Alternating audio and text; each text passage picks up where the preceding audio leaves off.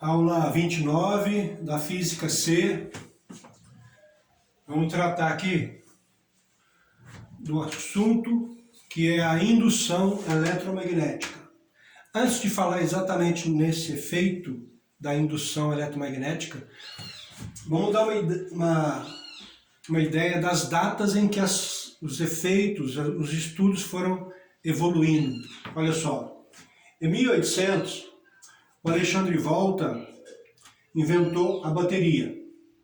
O Volta foi homenageado na unidade de tensão, voltagem, diferença potencial, virou volts. 20 anos depois, o Ørsted descobriu o efeito magnético da corrente. O que é o efeito magnético da corrente? Quando eu tenho um fio e nesse fio tem uma corrente elétrica, essa corrente gera ao redor do fio um campo magnético. Essa corrente, como é que a gente determina o sentido do campo? Regra da mão direita, ó. Dedão no sentido da corrente, os dedos dão o sentido do campo. Então o campo é circular ao redor do fio e tem esse sentido aqui, ó. O que é o efeito magnético? Escrevi aqui, ó. Eu tenho um fio, nesse fio tem uma corrente elétrica circulando. O que vai originar essa corrente elétrica? Vai originar um campo magnético. A partir dessa data, então, 1820, começou-se uma pesquisa. Será que se eu tiver fio mais campo magnético, será que eu obtenho corrente elétrica?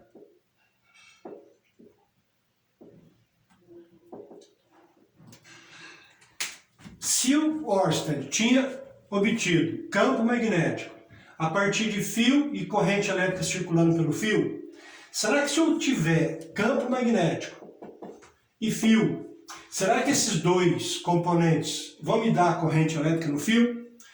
Por que ele estava pesquisando? Por que ele estava fazendo essa pesquisa? Porque, na época, de onde vinha a corrente elétrica? A corrente elétrica vinha das baterias. Bateria, eu tinha uma lâmpada para acender, aí eu ligava a lâmpada através de fios condutores no polo positivo e no polo negativo da bateria, circulava uma corrente elétrica. Bateria explodia, gerava gás tóxico.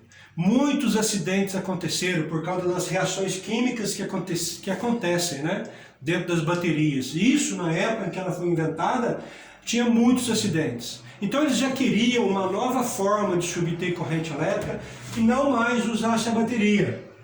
Porque a bateria trazia muitos incômodos, gerava muitos acidentes. Então eles queriam essa corrente elétrica aqui, gerado de uma outra forma, não através de reações químicas. Aí começaram a fazer essa pesquisa aqui. E aí, coube a um cientista que nós já falamos dele, Michael Faraday, em 1831, dar o veredito final sobre essa pesquisa aqui. Será que vai acontecer isso? O que o Faraday fez? Segue o raciocínio aqui. Campo magnético, ele pegou um ímã que tem campo magnético ao redor dele e pegou um pedaço de fio para tentar obter corrente elétrica. Aí ele pegou o fio e o ímã. A hora que ele viu dessa forma aqui, pensou o seguinte: bom, corrente elétrica tem que ter um caminho fechado para o elétron estar voltando, indo e voltando através dos polos positivo e negativo. Um fio estendido dessa forma nunca vai ter corrente elétrica. Os elétrons vão para um lado e pronto. Então o que ele fez? Ele fechou o fio e fez uma espira. Imagina que o fio esteja fechado aqui, ó. Fez uma espira, um circuito fechado. Aí ele tem ímã e uma espira fechada, um fio fechado. Agora, se aparecer corrente elétrica, ela circula. Mas aí ele pensou, e como é que ele vai saber se tem elétron circulando aqui? Tem ímã, que vai gerar o campo, fio fechado, mas e se tiver corrente, como é que ele descobre? Aí ele fez o amperímetro. Abriu o fio, colocou um amperímetro aqui. Agora eu vou desenhar um quadro aqui, já que eu não tenho um amperímetro aqui em casa. Então ele fez assim, ó. Aqui está o fio, aqui ele colocou o amperímetro. E um ímã para dar o campo magnético. Esse amperímetro dele, vou fazer um pouquinho maior aqui, ó, amperímetro. Esse amperímetro que ele fez, ele tinha o zero dele no meio. Porque eu não sabia se aparecesse corrente, qual o sentido que ela iria circular. Será que era este? Será que era o contrário? Então ele fez o zero no meio, e aí se o ponteiro viesse para cá, ele marcava uma corrente. O ponteiro poderia vir para cá caso fosse sentido contrário. Então ele fez o amperímetro com o zero central. Então esse amperímetro aqui tem um zero central. Aí sim, ele pôde fazer a pesquisa dele. Então, imagine que tem um amperímetro aqui agora, entre os dois pontos do fio. Tem fio. Aí ele colocou em cima da mesa dele. A hora que ele estava com a espira e o ímã em cima da mesa dele, o amperímetro indicava zero. Aí ele começou a fazer a experiência dele. Pegou o ímã, a hora que ele pegou o ímã para fazer isso e colocar dentro da espira, a hora que ele fez isso, o amperímetro marcou corrente elétrica. O ponteiro do amperímetro indicou corrente elétrica. Ele já ficou super animado. Aí ele soltou o ímã em cima da mesa, dentro da espira. A hora que ele deixou o ímã parado dentro da espira, o ponteiro voltou a indicar zero. Ele falou assim, uai, parece que tinha indicado corrente, mas agora está marcando zero. Aí o que ele fez? Foi refazer a experiência. Pegou o ímã para trazer do lado de volta. Nesse movimento do ímã para o lado de fora, o ponteiro indicou corrente de novo. Aí ele falou, mas tem corrente aqui. A hora que ele deixava o ímã parado, não tinha corrente. Aí ele pensou, eu vou mexer com a espira. A hora que ele começou a mexer com a espira ao redor do ímã, qualquer que fosse o movimento ao redor do ímã, o ponteiro indicava a corrente elétrica. A hora que ele deixava parado, não tinha mais corrente. Aí ele começou a mexer com o ímã, enquanto tinha esse movimento aqui, qualquer movimento, para cima, para baixo, lateral, direita, esquerda, no meio, para baixo, qualquer movimento entre o ímã e a espira, qualquer que seja o movimento, o ponteiro do amperímetro indicava corrente elétrica. Qual a conclusão que ele chegou? Fio mais campo magnético dá corrente elétrica? Gera corrente? Está em cima da mesa, o fio e o ímã. Tem corrente elétrica girando, circulando pelo fio? Não, não tem. Então qual é a resposta para essa pergunta aqui? Se eu tiver fio e campo magnético, tem corrente elétrica? Eu não tenho. A resposta é não. Mas o que o Faraday escreveu nas experiências dele sobre essa experiência que ele fez? Que eu tenho que ter fio e tenho que ter campo magnético, mas além disso, eu tenho que movimentar um sobre o outro, tem que ter movimento entre eles, qualquer que seja esse movimento, aqui, para lá, para cá. Se eu tivesse um amperímetro aqui, com o ponteiro, vocês iriam estar vendo o ponteiro defletir marcando corrente elétrica toda vez que tem movimento aqui. Ou é o movimento a espira, ou é o movimento ímã, qualquer que seja o movimento, tem corrente elétrica. Então, qual a conclusão que ele chegou em 1831, que é chamado de indução eletromagnética? Que eu preciso de fio, eu preciso de campo magnético. Além disso, eu tenho que ter movimento entre eles. Movimento entre eles quem? O fio e o campo magnético. Aí sim, eu obtenho corrente elétrica.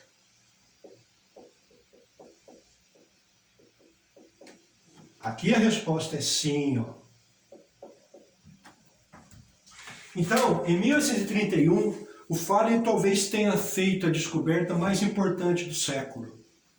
uma nova maneira de se gerar corrente elétrica de uma maneira super fácil, que é com ímã e fio e movimento entre eles. Esse princípio, essa ideia dele, essa ideia aqui é chamada de indução eletromagnética, que é uma forma de se ter corrente elétrica que não seja por bateria, seja por fio e campo magnético. Eu preciso de movimento entre eles. Então, a usina de Furnas é baseada nesse princípio da indução eletromagnética. Usina de Itaipu, as usinas de Angra, usina nuclear, as usinas termoelétricas, todas elas se baseiam nesse princípio. As usinas eólicas, todas elas têm esse mesmo princípio. O que muda? O que é diferente entre elas? A forma de se criar um movimento entre o fio e o campo magnético. Nas usinas eólicas eu uso o vento para criar um movimento. Nas usinas termoelétricas eu aqueço uma água, pego o vapor d'água e jogo o vapor d'água na turbina para criar movimento. Nas usinas hidroelétricas de Itaipu, de Furnas, eu uso a força da água para bater numa pá de uma turbina, fazer a turbina girar para criar um movimento. Essa é a ideia, então, chamada de efeito indução eletromagnética. O que o Faraday não sacou, ou pelo menos não deve ter entendido, foi o seguinte, que a hora que ele está com o polo sul aqui, por exemplo, e a espira com o amperímetro aqui, a hora que ele vai aproximar o polo sul, o amperímetro indica a corrente elétrica. Lembra do amperímetro que o zero é central? O amperímetro, o ponteiro do amperímetro deflete para um lado, indica a corrente elétrica marcando para um lado.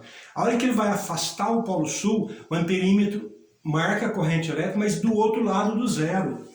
Deixa eu desenhar de novo o amperímetro com o zero central aqui, ó.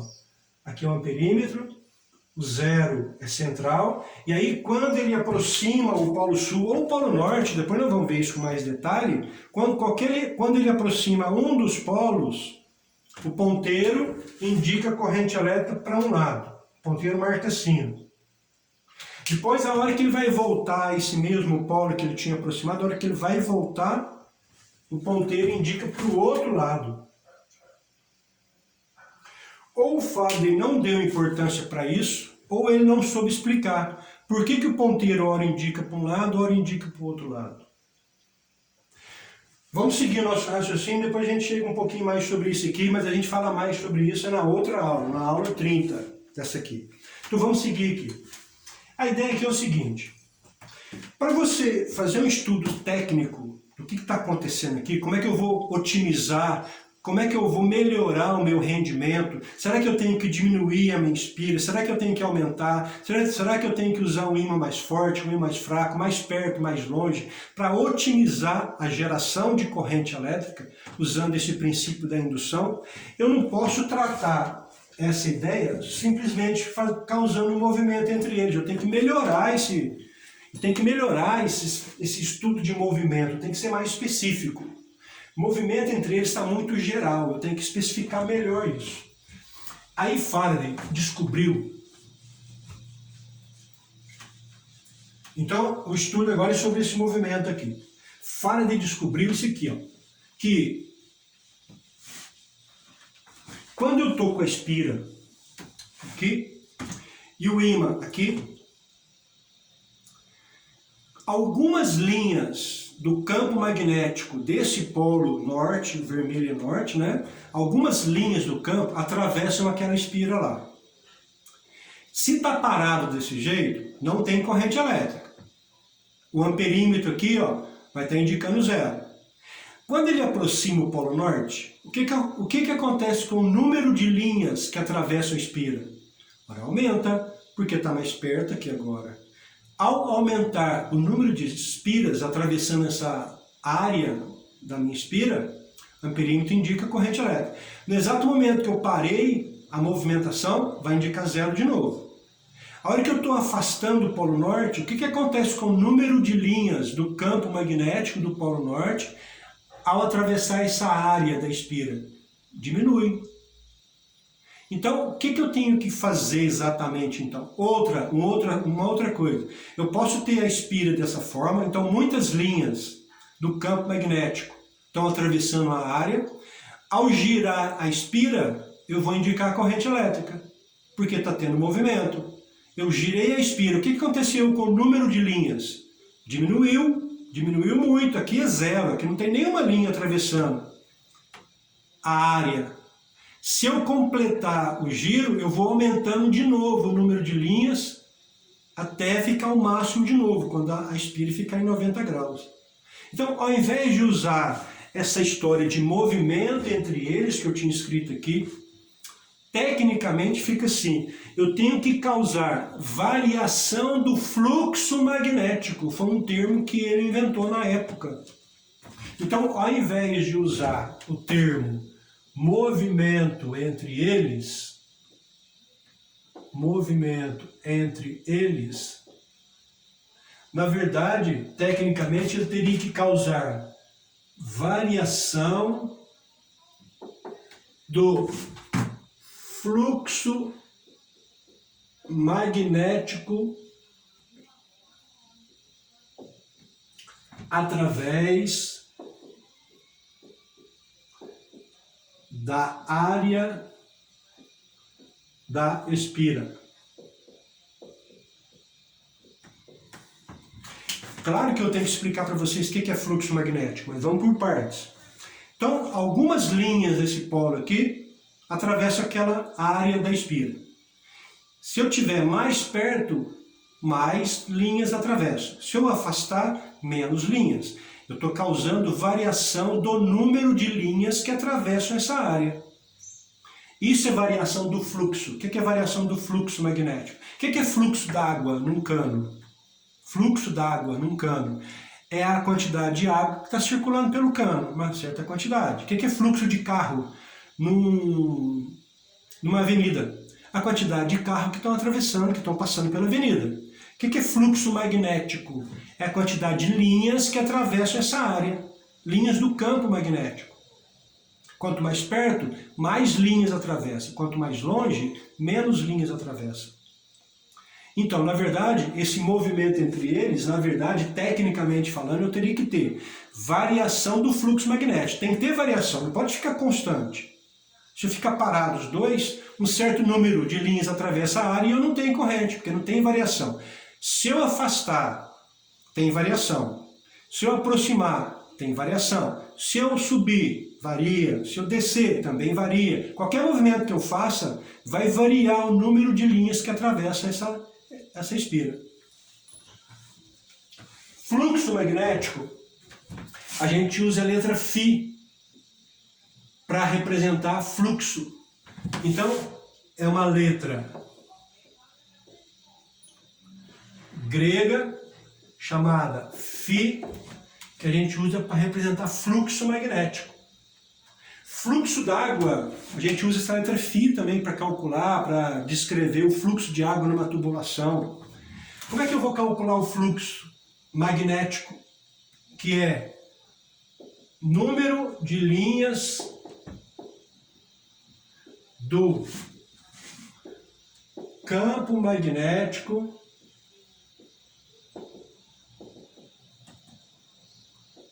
de um ímã que atravessa uma área de uma espira.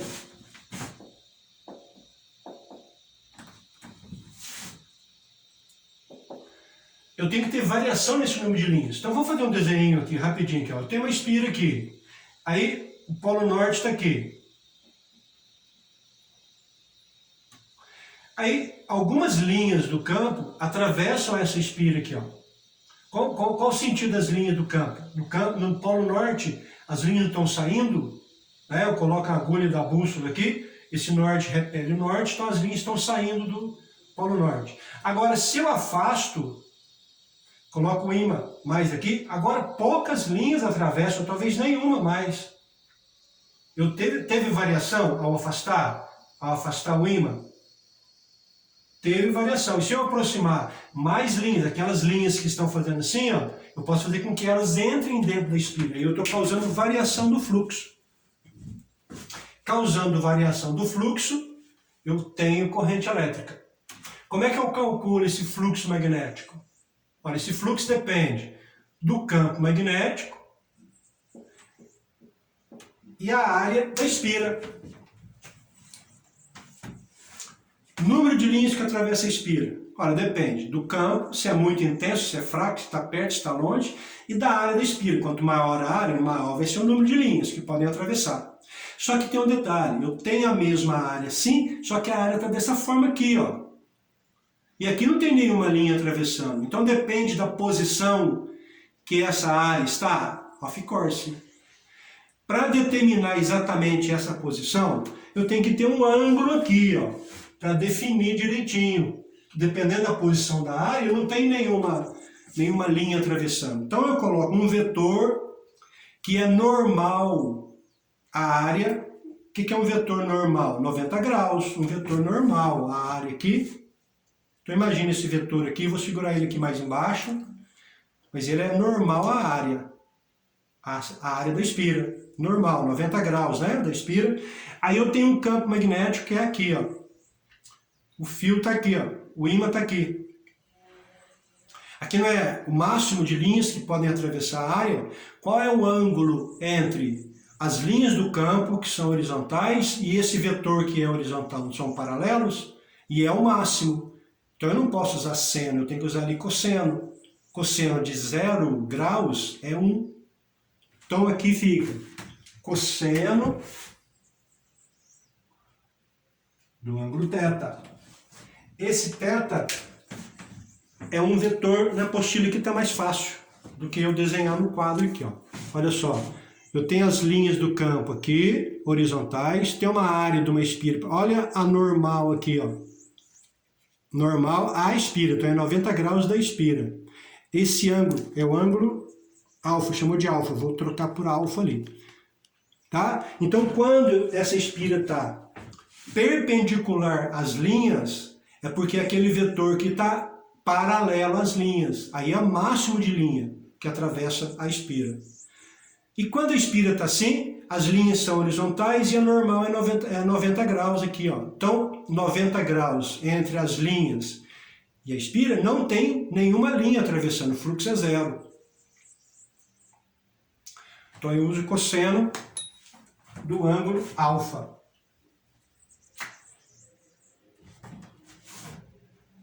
Então vamos fazer só um desenho mais fácil de fazer. Eu tenho uma espira na vertical, as linhas do campo são horizontais.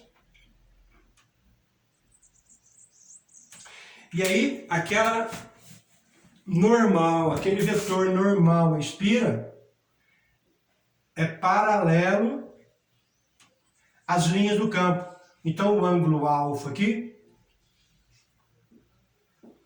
é 0 graus. Aí, quando você faz cosseno de 0, dá 1. Então, aqui o fluxo máximo é essa situação aqui. Aí vai ser o valor do campo vezes o valor da área. E o fluxo mínimo? Eu tenho as linhas horizontais, a minha área agora está a minha espira está na horizontal e aquele vetor que é perpendicular à área. Então eu tenho as linhas assim, qual é o ângulo alfa? O ângulo alfa é 90 graus, entre o vetor que é vertical e as linhas que são horizontais. E aí eu tenho o fluxo mínimo, que é a intensidade do campo, da área, aí vai ficar cosseno de 90. Cosseno de 90 é 0. Então, o fluxo mínimo é 0. Qual a unidade de fluxo?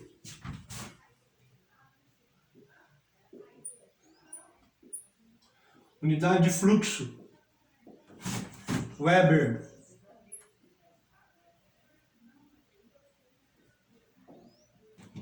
Qual a unidade de... Vamos lembrar aqui, ó, unidade de campo magnético. Tesla. E unidade de área, tudo do sistema internacional, metro quadrado. Então, Weber Tesla, metro quadrado. Então, o Weber é Tesla vezes metro quadrado. Ou Tesla é Weber dividido por metro quadrado. Então, toda vez que eu tiver variação do fluxo, eu tenho corrente elétrica. Variação do fluxo do número de linhas que atravessam uma espira. Eu tenho corrente elétrica. Aí,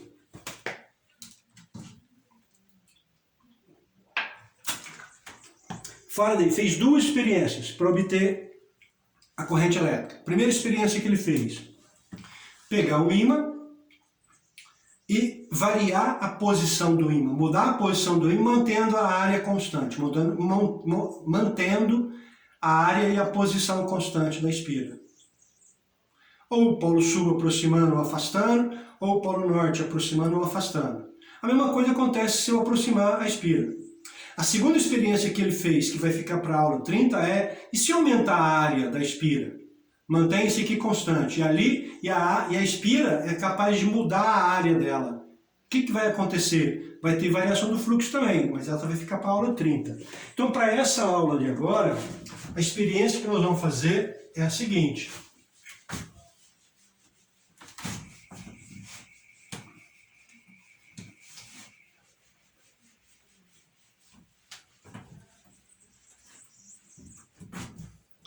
A experiência que nós vamos fazer é assim.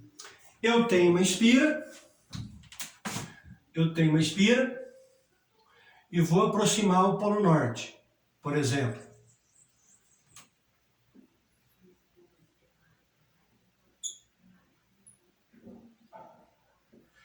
E vou colocar um amperímetro aqui, ó.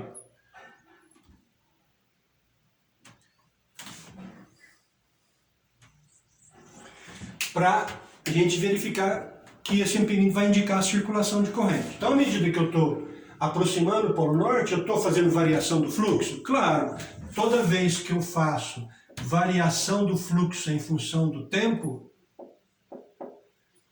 se a espira estiver aberta, vai aparecer uma tensão, uma força eletromotriz nas duas extremidades. Quando eu fecho, vai aparecer corrente elétrica. Então, variação do fluxo, mesmo que a espira estivesse aberta, vai aparecer uma força eletromotriz. Aquela força eletromotriz que nós já estudamos nas baterias, que é internamente a bateria, ao gerador de Furnas. Lembra daquela força eletromotriz? É essa aqui, dentro do gerador, lá dentro do gerador. Então, Faraday diz assim, a lei de Faraday.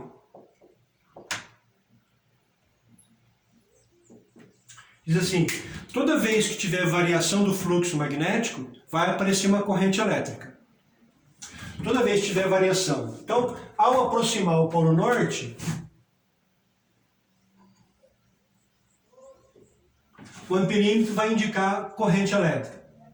Agora, se eu afastar o polo norte, também vai indicar corrente elétrica, só que ele indica no sentido contrário. E isso Faraday não descreveu. Faraday só disse assim, toda vez que tiver variação do fluxo magnético através de uma espira, vai aparecer corrente elétrica. Aqui aparece corrente elétrica, aqui aparece corrente elétrica. Só que a corrente elétrica aqui é num sentido e aqui é no outro sentido. Eu vou dar um chute aqui, depois a gente corrige isso, quando a gente souber calcular direitinho. Então, ao aproximar, a corrente elétrica nesse sentido, por exemplo. Ao afastar, a corrente elétrica inverte. Lembra do ponteiro que indicava para um lado e para o outro, que o Faraday não conseguiu entender? Então, a lei do Faraday é só essa. Simples assim. Variou o fluxo magnético dentro de uma espira, o número de linhas atravessando a espira é variável, então vai aparecer corrente elétrica. Como um cientista russo chamado de Lenz,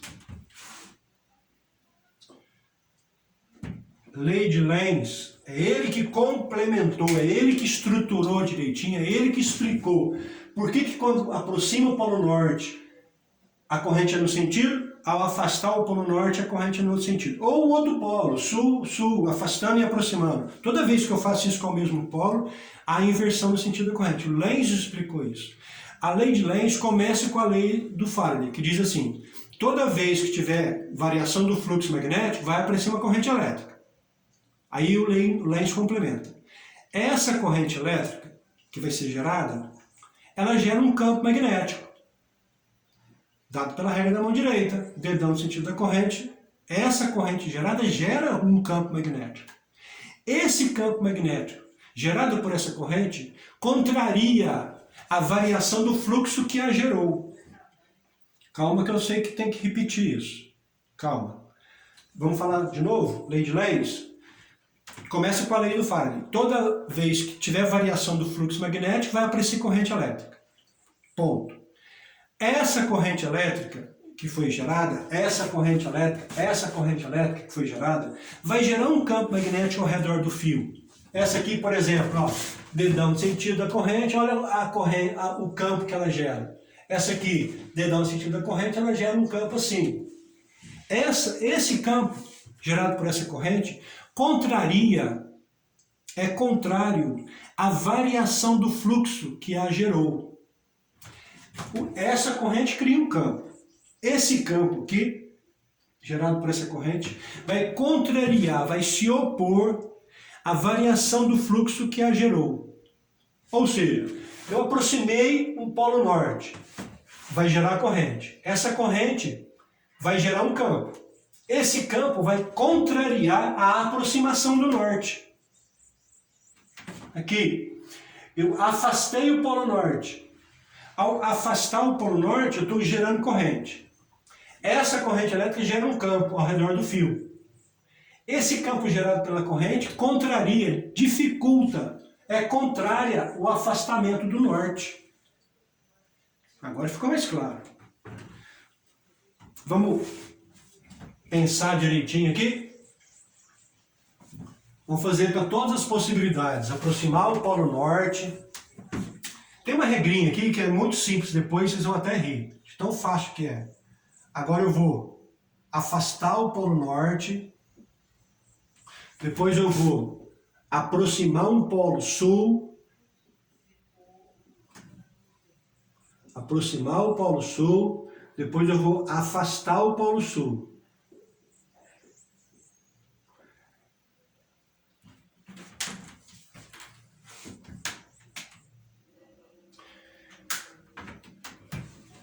Qualquer uma dessas 4 possibilidades, Faraday disse assim, vai ter variação do fluxo.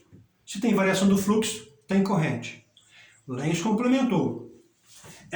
Agora eu vou apagar aqui, que eu vou fazer direitinho a corrente elétrica que vai circular ali. Essa corrente que vai circular aqui, vai produzir um campo magnético. Toda a corrente passando por um fio circula, gera um campo magnético.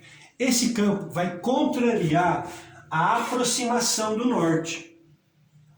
Ora, que polo magnético vai formar na frente dessa espira que vai contrariar a aproximação do norte? Para contrariar, para não deixar o norte aproximar, aqui na frente da espira vai gerar um polo norte.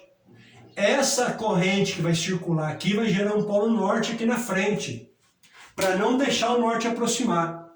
Aí você coloca setinha nas duas pontas do N, olha o sentido da corrente que vai circular aqui.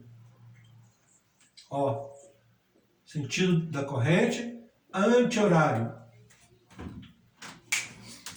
Entenderam mais ou menos? Aqui melhora um pouquinho, quer ver? Eu estou variando o fluxo, eu estou diminuindo o número de linhas que atravessa a espira. Estou diminuindo, estou afastando o norte. Vai gerar corrente aqui? Claro que vai. Essa corrente vai gerar um campo magnético? Vai. Esse campo magnético gerado por essa corrente vai contrariar o afastamento do norte. Que polo magnético vai formar na frente dessa espira para não deixar o norte ir para frente? Só pode ser um sul. Coloca um S aqui de sul. Coloca setinha nas duas extremidades. Olha o sentido da corrente elétrica que vai gerar aqui agora.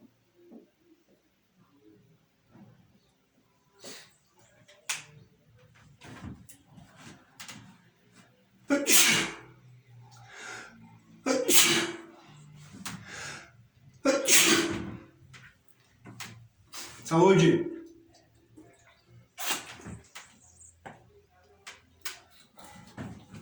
Vamos representar essa situação aqui. Aqui está a espira. Eu estou afastando o polo norte. Vou gerar corrente aqui. Essa corrente aqui vai criar um campo magnético aqui na frente para não deixar o norte embora, que vai formar um sul. Coloca um S aqui, eu sei o sentido da corrente. Aqui agora. Eu estou aproximando o sul. Estou variando o fluxo, tem corrente. Essa corrente cria um campo. Esse campo contraria a aproximação do sul. Para contrariar a aproximação do sul, só criando um polo sul aqui na frente. Coloca a setinha aqui, nas duas extremidades. Olha o sentido da corrente, então. Que vai circular nessa espira. Agora eu estou afastando o sul. Vai ter corrente aqui? Vai, porque vai ter variação do fluxo. O número de linhas aqui vai diminuir, que está atravessando a espira. Estou afastando o sul. Essa corrente que vai circular aqui gera um campo magnético e contraria o afastamento do sul. Ora, para afastar, só criando um polo norte. Não, deixa eu falar de novo. Eu falei errado aqui agora, eu acho. Eu estou afastando o sul. Vou gerar uma corrente elétrica aqui porque está tendo variação do fluxo. Essa variação do fluxo gera uma corrente. Essa corrente gera um campo magnético. Esse campo magnético tenta contrariar o afastamento do norte. Afastamento do sul. Para contrariar o afastamento do sul, só criando um polo norte aqui, para tentar atraí-lo de volta. Coloca a setinha aqui. Olha o sentido da corrente que eu vou gerar nessa espira.